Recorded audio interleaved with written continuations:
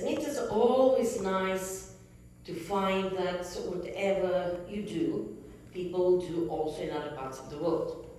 So I was very happy to hear that it is a custom here in your annual conference to have communion every first Sunday of the month, because that's what I have been used to. Though now in the Global Methodist Church we decided that we should follow Jesus' instructions, who said that whenever we meet, we should share the bread and the wine. And we share bread and wine to recollect the life, death, and resurrection of Jesus Christ. We share the bread and wine in memory of Him who died for us that we may be saved. And there comes very naturally the question, who is He? Who is this person whose death we recall and whose body and blood we share each time we participate in the Holy Communion? Who do you say that He is? And we'll go back through the centuries, 2,000 years ago. And we will walk on our way to Caesarea Philippi together with Jesus and His disciples. Caesarea Philippi was an especially pagan city. It was known for its worship of Greek gods and its temple devoted to the ancient god Baal. Herod the Great built a marble temple there, dedicated to Caesar Augustus, who had given him the city. And approaching this very pagan city, where many gods were worshipped, Jesus decided to ask His disciples this very important question of who He was. But the first thing He asked them was, who do people say that I am? And after receiving an answer to this question, He asked only then, but who do you say that I am? And today we hear Jesus' voice coming through the centuries with the same two questions, and they're very important. Who do people say that I am, and who do you say that I am? So let us try to give an answer to these questions. The first question was, who do people say that I am? During all the 2,000 years since Jesus began His earthly ministry, people have been wondering and trying to find out who He is. Some say He has never existed and people have just created Him. And that everything written in the Bible is a created story, just a legend. And that is what, in a communist world, we were taught from very early age. But because it is proved that a man called Jesus of Nazareth has existed and lived somewhere in the beginning of the first century, the number of those people is decreasing. Some say he was a poet, probably having in mind that he crossed the country many times and spoke to people in parables. In ancient Greece and in the Roman Empire, many poets crossed the country telling stories, poems, and fables that they had created themselves or they had learned, and people liked listening to them. And that's what Jesus did. Some say he was not a poet but a philosopher. There were a lot of philosophers at that time. They used to stand in the center of the city surrounded by crowds and would talk on different subjects. People from the crowd would ask questions and they would answer them. Each philosopher had his own group of disciples who would follow him everywhere, listen, ask questions, and learn. Some of them later became philosophers themselves. And Jesus also talked to the crowds, teaching them, and he had his own group of disciples who followed him everywhere, asked questions, and learned. So, people say, this proves that he was a philosopher, nothing more. Some say he was a great teacher who spent many years in India, where he learned and formed his teaching. Becoming a guru, he went back to his native land and began teaching the Jews. And as a guru, he didn't die on the cross, but was able to reduce the functions of his body to such an extent that he only appeared to be dead. And later, in the tomb, he recovered and went back to India, where he died decades later. And this group of people can even point to the grave as a proof of their statement. Some say he was a magician because he was able to perform miracles and healings. Having in mind that today there are so many so-called miracle workers, it is not surprising that Jesus could be seen as just one such miracle worker. Some say he was an outlaw, a rebel, who crossed the country with a group of rebels trying to organize an uprising and to liberate the country from the Roman dominion.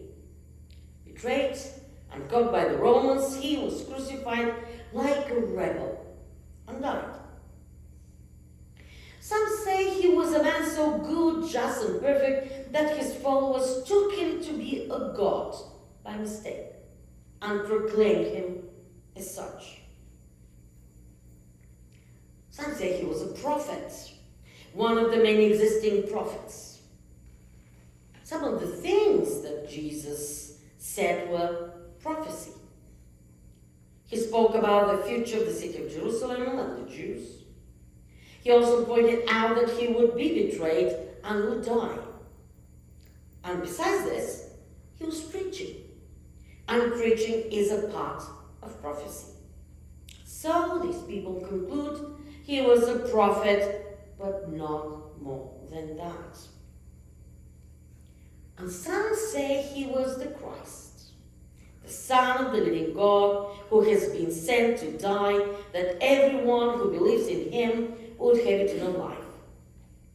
The Bible gives many testimonies that Jesus is the Son of God. And we point to the Bible because in this book we can find information about him. God himself called him my beloved Son. And Jesus himself implied, I am the Son of God. And we know that Jews feared God so much, they never dared even mention the name of God. And it would be an utter blasphemy for someone to proclaim himself the Son of God. There are others who testified that Jesus was the Son of God: the demons, Gabriel, the centurion, the disciples, John the Baptist, Martha, Mark, Nathaniel, Paul, and the Ethiopian eunuch. Probably there are many more suggestions of who Jesus is.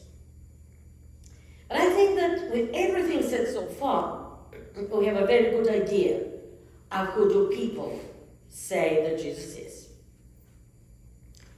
So now let's turn to the second question, which Jesus is asking through the centuries. And who do you say that I am? Jesus is asking you personally. Who do you say I am? Well, I cannot give an answer for you, of course, but I can say who Jesus is for me. I have told our others that I'm a fourth generation Bulgarian Methodist. And I was brought up in a believing family. But until I was 17, I didn't think much about God and Jesus. I was occupied with my studies at school and my childish interests. But when I was 17, I had to face that question: who is Jesus? Living in an atheist country and being taught at school that there is no God, that religion was the opium of the people, and having listened to all these statements I have talked about, I had a very good idea about what people said about Jesus. My mom told me that Jesus is the Son of God. But I couldn't accept her statement for granted. I had to make up my own mind and give an answer myself. Looking around me, at nature, at people, looking back in history and at everything I was studying, I came to the conclusion that God really existed. And I decided to go regularly to church. I can't say that I had never been in church before, because my mother and my grandparents took me there. I had to go. All our vacations, from day one until the last day of the vacation, we were in the village with my grandparents. Sunday morning, the first bell rings, 9:30. Go and put your Sunday best. We are off to church. The second bell at 10 o'clock will find us sitting there in church. I can't say that I understood much of what was preached. I don't remember what was preached. I remember being little, but I was given the responsibility of collecting the offering. That was a thrill. When we went to town, we were scared because we could be found of going to church. But now I myself wanted to go to church. And there I came to know Jesus, and he changed my entire life. He even changed my character. Before that, I was a very shy person and wouldn't dare open my mouth and express an opinion. Neither would I talk to people I did not know. Do you think I'm this now? I was full of fears, being afraid of almost everything. I didn't have confidence in myself at all. I didn't have many friends, but I had one or two. I was always shut in myself. But Jesus changed everything. He just scattered all my fears away, gave me strength, confidence, and many, many friends all over the world. And what was most important for me, he gave a meaning to my life and existence. I could feel his presence and support, his approval or disapproval of what I was doing or wanted to do. He became my best friend, whom I could trust and with whom I could share everything. He gave me joy and love towards people. And even when I had to suffer being persecuted as a Christian by the communists, or during the hardships of life after the collapse of communism in the country, he was there with me, and I was happy and grateful because he provided everything I needed and was showing me the way I was to follow. I still remember with great fondness the 90s, 1990, when everything went up in prices. I was telling people that roughly between the years 1990 and 1997, the inflation rate in the country was 220,000%, and that was the official rate. So when you say official add a little bit more. But suddenly prices went up, food disappeared, everything disappeared. You'll go to the supermarket and you find buckets, you find rugs, clothes for washing. Everything had the coupon system. For bread, for flour, for milk, cheese, meat, sausages, soap, toilet paper. Anything you may think of, a coupon. I still remember having to queue up for 7 hours to get sunflower oil. And I was second in line when it finished. Oh, we were disappointed. Okay, when is the next time? We don't know. Food was scarce. And suddenly, I started receiving packets of food from my friends abroad. A friend from West Germany called and said, "We heard on the radio that there is no food in Bulgaria. I have just sent you a parcel with food." And though it was forbidden to post, to mail food, the government decided that we're not going to ban that because people had nothing to eat. Oh yes, I received this wonderful parcel. There was a sausage that big. There was a packet of sugar, some chocolates, and coffee, and cheeses. My 4-year-old nephew was saying, "Auntie, let's play a game." Saying, "Okay, what kind of a game do you want?" We're going to guess what is this, because he had never seen those things. And my God, when I was at the table and I said the grace, I meant every single word of it. Because I knew that I can have just a taste of that sausage, because it had to go to everyone in the family. But at least I had a taste of that. So many people didn't. And while people around me were miserable, nervous, scared, unable even to smile, disturbed about the future, worried whether they would have food for tomorrow, I was happy. And I can tell you that this has been the happiest time of my life, because Jesus, my best friend, was next to me, supporting me and providing everything I needed, and I could feel that all the time. And when he asked me this question, "Who do you say I am?" I can answer with confidence, "You are the Christ, the Son of the living God. This is who you are for me. I don't care about the others, but that's who you are for me." Well, I answered Jesus' second question. Now it is time for you to give your answers.